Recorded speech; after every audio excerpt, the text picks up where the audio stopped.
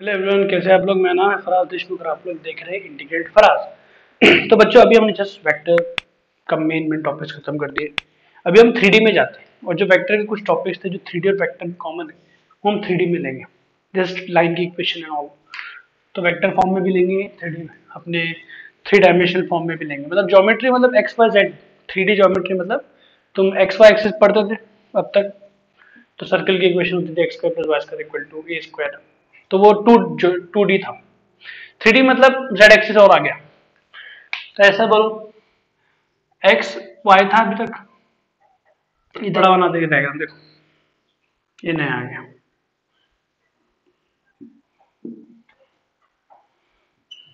तो ये अपने राइट हैंड साइड फॉलो करते हैं। तो एक्स वाई की एक्स क्रॉस वाई क्या देता है तुमको, आई क्रॉस जे याद है, के देता है। तो ये बाहर है सेट, ठीक है, ये बाहर है। तो देखो इसको समझो। अगर कोई पॉइंट है जिसका कोऑर्डिनेट है x comma y comma z, या तो 1,2,3, तो यहां से तुम गए, यहां पहुंचे, तो ये जो पॉइंट मिला तुमको, ये एक्स कॉमा जीरो मिला। इसका वाई साइड दोनों कोऑर्डिनेट जीरो है क्योंकि वो एक्स एक्सिस पे। तो तुम कितनी दूरी पे गए, एक्स की दूरी पे पहुंचे, ठीक है, ये एक्स की दूरी पहुंचे। फिर ऊपर गए,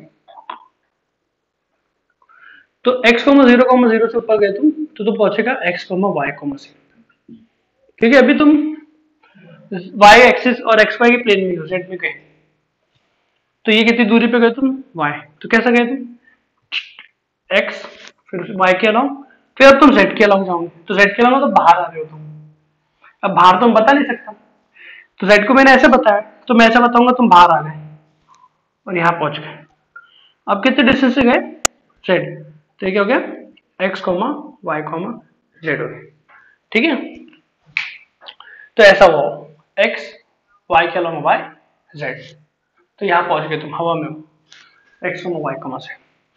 और अगर तुम एक्सिस पे हो, एक्स एक्सिस पे हो, तो बाकी दोनों जीरो होंगे, अकेला एक्स एक्सिस जिंदा रहेगा।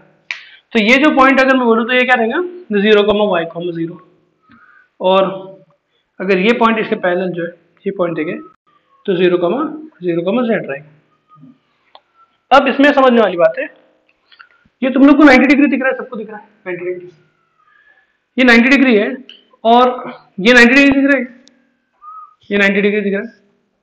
भले दिख रहा नहीं है लेकिन 90 डिग्री है वो, ठीक है ना। तो ये भी 90 डिग्री है। तो बच्चे कंफ्यूज होते हैं बातों में, ये भी ऐसा निकला ना, ऐसे से ऐसा गया तो 90 डिग्री। ओके, तो ये बातें इंपॉर्टेंट है।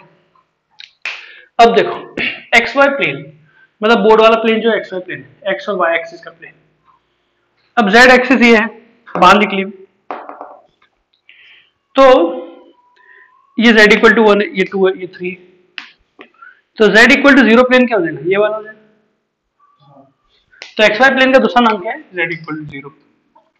तो मतलब z इक्वल टू 0 तुमको इक्वेशन ऑफ लाइन नहीं दे रही, तुमको इक्वेशन ऑफ प्लेन दे रही है।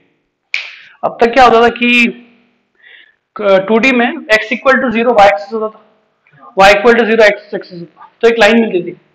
इसमें क्या, एक तुम 0 कर रहे हो तो दो वेरी कर रहे, उसमें क्या था, x को 0 रख लिया तो y अकेला वेरी कर रहा था, है ना। तो y एक्सिस मिल गई थी। और y को 0 कर दिया तो x अकेला वेरी कर रहा था। इसमें क्या हो रहा है, एक को तुम 0 कर दे कि 3 डायमेंशन है, 3 एक्सिस है, तो एक एक्सिस को तुमने z को 0 कर दी, तो एक्स वाई दोनों वेरी कर, तो एक्स वाई प्लेन पूरा मिल जाता है। तो similarly y z y x y plane z equal to 0, तो वाई जेड क्या हो जाएगा, एक्स इक्वल टू 0, और एक्स जेड क्या हो जाएगा, वाई इक्वल टू 0। तो बच्चे बात ये है कि ये अभी इक्वेशन ऑफ लाइंस नहीं है, ये प्लेन की इक्वेशन, ठीक है। तुम प्लेन देते हैं, important point to be noted. अब एक पॉइंट है पी पॉइंट, उसका projection on x y plane. Point इधर पड़ा है देखो, और ये एक्स वाई प्लेन बोर्ड पे, तो उसका प्रोजेक्शन ये पड़ेगा, देखो ये पॉइंट बाहर, तो उसका पोजीशन ये पड़ना, ये पॉइंट रहेगा। तो क्या होगा, x comma y comma z, और वाई जेड प्लेन पे 0, सिमिलरली 0,y,z, और एक्स जेड प्लेन पे x 0,0,z। तो मतलब याद क्या रखना है कि एक्स वाई प्लेन है तो एक्स वाई की वैल्यू रहेंगी, बाकी जेड 0 होगा। वाई जेड प्लेन है तो वाई जेड प्लेन है, तो देखो वाई जेड प्लेन पे क्या होता है, x 0 होता है तो x 0 होगा, और ये कोऑर्डिनेट्स वेरी करेंगे। और एक्स जेड प्लेन पे क्या होता है, y 0 होता है तो y 0, और वो कोऑर्डिनेट्स प्लेन वेरी करेंगे, और वही मिलेंगे क्योंकि बाहर वो तो 0 ही होने वाला है। तो बच्चे बेसिक बातें हैं, तो ये सब हमको डायग्राम एकदम हम यूज टू होना चाहिए। ताकि हम क्वेश्चन अच्छी समझें। तो ये डायग्राम से दोस्ती कर लो, पहला काम। अब देखो छोटे मोटे एग्जाम्पल है जिससे हमें और क्लैरिटी बढ़ेगी चीज़ों। अब एक पॉइंट है मूव हो रहा है parallel to x axis, then which of the following will vary, कौन चेंज होगा अगर ये एक्स एक्सिस के अलॉन्ग वेरी करता है, तो चेंज करता है, तो मूव होता है, तो ये एक्स एक्सिस है, मान लो ये एक्स एक्सिस है, अब पॉइंट घूम रहा है पैरेलल टू दिस, या घूम रहा है या क्या घूम रहा है वट एवर, तो कौन चेंज करे, क्या बोलते हो, अंदाजा लगा सकते हो कौन सा ऑप्शन है, वाई जेड या एक्स वाई या एक्स जेड। तो बच्चों के दिमाग चलता है sir x axis point parallel move कर रहा है इधर, तो जरूर सर वाई जेड चेंज हो रहा है, बच्चों का दिमाग चलता है सर, लेकिन एक्चुअल में सिर्फ एक्स चेंज हो रहा है। कैसे, ये एक्स एक्सिस है, ये एक्स एक्सिस है, एक्स एक्सिस खुद पे देखो तुम क्या हो रहा है, ये एक्स एक्सिस मान, ये 1,0,0 है, ये 2,0,0, एक्स एक्सिस पे कौन चेंज होता है, एक्स एक्सिस पे कौन चेंज होता है, सिर्फ एक्स चेंज होता है। देखो बाकी दो सेम है ना, तो उसके जो भी पैरेलल रहेंगे उस पे भी एक्स ही चेंज होगा, वाई और जेड जो रहेंगे वो सेम रहेंगे। अगर तुम ऐसे सोचो कि ये वाई है और ये बाहर निकला वाला जेड है, तो ये वाई जेड है, ये वाई जेड है, ये प्लेन, ओके। तो देखो ये बुक को वाई जेड प्लेन मान लो, और ये एक पॉइंट घूम रहा है, पॉइंट ऐसा घूम रहा है पैरेलल टू एक्सिस, तो देखो वाई जेड प्लेन पे जो उसका प्रोजेक्शन है वो क्या आएगा, एक्स 0, वाई, जेड, तो 0, वाई, जेड वो फिक्स आएगा, और 0 इसलिए क्योंकि उस प्लेन पे आगे क्या तो 1 हो जाएगा, 2 होगा, 3 होगा, तो मतलब उसमें प्रोजेक्शन एक पॉइंट ही दिखने वाला है, तो मतलब वाई और जेड सेम रहेंगे क्योंकि इस पे ही पॉइंट दिख रहा है, और ये सिर्फ एक्स चेंज हो रहा है, तो एक्स ही चेंज होता है, तो उसका आंसर क्या है, नन और हम बोलेंगे x, only x coordinate changes, okay, इसमें ऑप्शन नहीं था। तो बड़ा अच्छा सवाल था ना कॉन्सेप्ट क्लियर करने के लिए। एक और देख लो, अगर एक्स वाई 0 है, अगर एक्स और वाई का मल्टीप्लिकेशन 0 है, तो क्या रिप्रेजेंट करते हैं, तो मतलब क्या हुआ, x इक्वल टू 0 और y इक्वल टू 0 हो गया। अब x equal to 0 y z plane है और y equal to 0 x z plane है, मतलब अगर तुम इसके हिसाब से देखो, ये डायग्राम के हिसाब से देखो, तो वाई जेड प्लेन ये वाला हो गया, वाई जेड प्लेन, वाई ऐसा है और जेड बाहर निकला, ये प्लेन हो गया वाई जेड, और दूसरा क्या है, x equal to 0 y z हो गया, y equal to 0 x z कैसा हो गया, ऐसा हो गया, तो एक तरीके से दो परपेंडिकुलर प्लेन मिल रहे हैं, तो देखो यहां से राइट है, to perpendicular plane, parallel wrong हो गया, नन भी नहीं है, इंटरसेक्टिंग लाइन भी नहीं, ओके। क्योंकि इधर और था, लेकिन अगर क्या हुआ, जैसे इक्वेशन है x square plus Y square equal to 0, तो क्या होगा इधर देखो, दो स्क्वायर का एडिशन 0 कब होता है, जब दोनों 0, क्योंकि एक अगर 2 है तो दूसरा -2 नहीं हो सकता क्योंकि स्क्वायर है, अगर एक्स स्क्वायर को 2 ले लो तो वाई स्क्वायर को -2 होना पड़ेगा, देखिए और वाई स्क्वायर कभी -2 नहीं हो सकता, तो उनके पास कोई ऑप्शन नहीं होता, x equal to y equal to 0, दोनों को साथ में 0 होना पड़ता। तो अगर x equal to y equal to 0 हो गया, तो ये क्या रिप्रेजेंट करेगा, पॉइंट, ऐसा पॉइंट रिप्रेजेंट करेगा जिसका x y 0 z वेरिएबल है, तो ऐसा पॉइंट रिप्रेजेंट करेगा जिसका x y 0 z वेरिएबल है, तो ये इक्वेशन ऑफ लाइन हो जाएगी, समझ गया ना, x और y 0 उसका जैसे कि इक्वेशन ऑफ लाइन ये वाली होंगी, वो भी कौन सी होंगी, जिसपे y z एक्सिस मिल रहा था, तो z एक्सिस मिलेगा, z एक्सिस पे x y हमेशा 0 आता है और z वेरिएबल, तो बड़ी इंटरेस्टिंग बात है ये, इसमें और इसमें फर्क क्या है कि ये दोनों में से कोई एक 0 हो रहा था और था ये 0 या ये 0, तो एक प्लेन ये मिला, एक प्लेन ये परपेंडिकुलर, इनमें दोनों एक साथ 0 हो रहे, तो दोनों परपेंडिकुलर प्लेन थे, अब दोनों एक साथ 0 हो रहे, मतलब इंटरसेक्शन पॉइंट मिला, और इंटरसेक्शन पॉइंट एक लाइन है, दो प्लेन का इंटरसेक्शन पॉइंट लाइन होती है हमेशा, और वो z एक्सिस है, जैसे कि बुक है, ये प्लेन है एक, ये एक प्लेन है, ये एक प्लेन है, ये दो प्लेन है, तो इनका इंटरसेक्शन ये लाइन है, देखो ये प्लेन से मिल गया तो एक लाइन मिलेगी, तो इंटरसेक्शन लिखना तो लिख लो, बात याद रखना, intersection of planes is line, जैसे intersection of lines is the point. ठीक है, अभी इसको कॉन्सेप्ट समझना बहुत इंपॉर्टेंट है। अगर मान लो X square plus Y square plus Z square तीनों ऐसे जीरो होने का क्वेश्चन होता तो तीनों को जीरो होना पड़ता, तो x equal to y equal to z equal to zero, तो हमको ओरिजिन नहीं मिलता, तो हमारा आंसर ये होता। तो बच्चे ये छोटे मोटे क्वेश्चन से क्या होता है, कॉन्सेप्ट क्लियर होते हैं। ये थियरी पे तक हम लोग गए नहीं, हम लोग अभी और थोड़ा आगे बढ़ते हैं। तो बच्चों सेक्शन फॉर्मूला मतलब फटाफट देख लेते हैं, मालूम होना चाहिए। अब तुम लोगों को तो पता है कि इसमें दो टाइप होते हैं, इंटरनल डिवीजन और एक्सटर्नल डिवीजन। तो इंटरनल डिवीजन का मीनिंग पता है तुम लोग को कि दो पॉइंट्स ए मान लो x1 y1 z1 और x2 y2 z2, ये हमारे कोऑर्डिनेट्स हैं। अब एक नया है सी जो इसको m/n में इंटरनली डिवाइड करता है सेगमेंट को। तो देखो इसके कोऑर्डिनेट्स x y z ले लो, तो हमारे सी के कोऑर्डिनेट्स क्या रहेंगे, अगर इसका x y z ले लिया तो मैंने,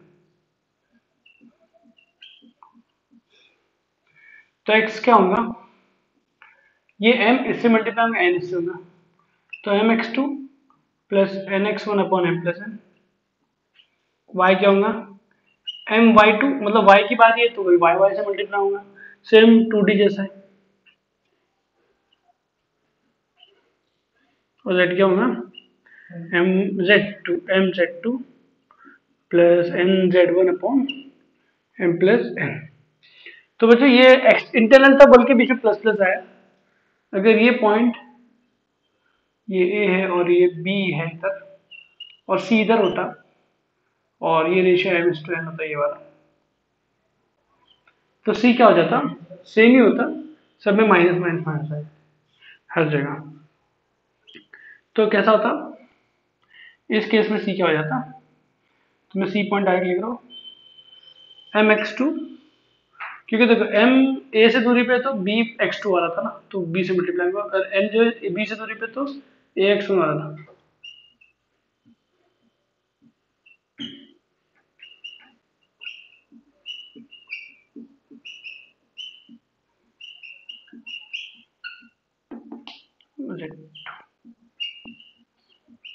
ठीक है, ये हो गया।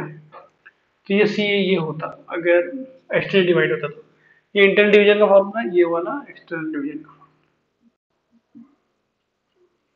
तो लिख लो इसको तुम लोग प्रॉपर्ली अपने हिसाब से। तो ये क्वेश्चन लेते हैं, फिर इस नोट को बताता हूँ। एक रेशियो फाइंड करना है कि ये प्लेन जो है, ये दो पॉइंट्स को जो लाइन ज्वाइन कर रही है, मतलब दो पॉइंट्स कैसे, एक पॉइंट है 1,0,-7 और ये एक पॉइंट है इधर 1,-5,7। ये दो पॉइंट्स को जो ज्वाइन कर रही है लाइन, उसको एक प्लेन काट के जा रहा है, प्लेन जा रहा है, तो एक जगह काटेंगे वो, वैसा प्लेन है, एक लाइन जैसे गई तो एक जगह एक ही पॉइंट कटेगा। अब ये कौन से रेशियो में काट के आ रहा है, तो पहला पॉइंट ये था, तो λ/1 मान ली, लेट द रेशियो भी λ/1 पे काट रहा है, और प्लेन की इक्वेशन दे दी है। ओके, ये प्लेन की इक्वेशन क्या है, 2x + 3y + 5z = 1। तो जो पहला स्टेप तो ये λ/1 मान लो, तो ये जो पॉइंट रहेगा, क्योंकि इंटरनल डिवाइड कर रहा है तो पॉइंट हो जाएगा 1 × 1, इधर इस ये से होगा, ये से होगा, λ × 1 अपॉन m + n, λ+1। फिर सिमिलरली ये पॉइंट क्या होगा, λ × दिस -5 λ 1 × 0 λ+1, फिर होगा 7 λ 1 इधर है -3 अपॉन λ+। तो बच्चों फ्रॉम सेक्शन फॉर्मूला पॉइंट मिल गया। अब ये जो पॉइंट है, अभी देखो ध्यान से, देखो λ+1 तो बेसिकली λ1 हो गया, लेकिन ठीक है, देखो ये पॉइंट पे ध्यान से देखो, ये पॉइंट इसमें सेटिस्फाई करेगा कि हमको पता है कि ये पॉइंट इस प्लेन पे लाएगा, क्योंकि प्लेन ही काट के आ रहा है, ठीक है, उठा के रखती है। तो x की जगह क्या आएगा, इस x की जगह आ जाएगा λ+1। मैं कैंसिल नहीं कर रहा हूँ क्योंकि मुझे मालूम है λ+1 नीचे से कॉमन निकालना है, thrice of -5 λ upon λ+1 plus 5 × 7z 7 λ z की जगह, ये x y z हो गया ना, दो उसको सेटिस्फाइड। Equal to 1। तो देखो lambda plus one lambda plus one lambda plus one common निकलेगा, उधर चल जाएगा, और ये 2 lambda plus 2 minus 15 plus 35 lambda minus 15 equal to lambda. तो लैम्डा माइनस 13 लैम्डा प्लस 35 13 था ना, तो 12 हो जाएगा, यहाँ से 11 आएगा, यहाँ से एक लैम्डा है 2 22 हो जाएगा, तो वहाँ से लैम्डा है 21 लैम्डा, ठीक है। 2 माइनस 15 कांस्टेंट की बारी आई, तो इसमें 2 माइनस 15 माइनस 13 हो जाएगा माइनस 14। एक बार वापस चेक करो, माइनस 13 लैम्डा, इधर से एक लैम्डा है minus 14 lambda, minus 14 lambda plus 35 21 बराबर हो जाके प्लस 14। ओके, तो lambda will be equal to 7 2 7 3, तो लैम्डा 2/3 है। ओके, ये हमारा आंसर है। तो पॉजिटिव है मतलब हमारा अजम्पशन सही था कि इंटरनल डिवाइड कर रहा है, नेगेटिव आता तो हमारा अजम्पशन रॉन्ग होता, वो एक्सटर्नल डिवाइड करता।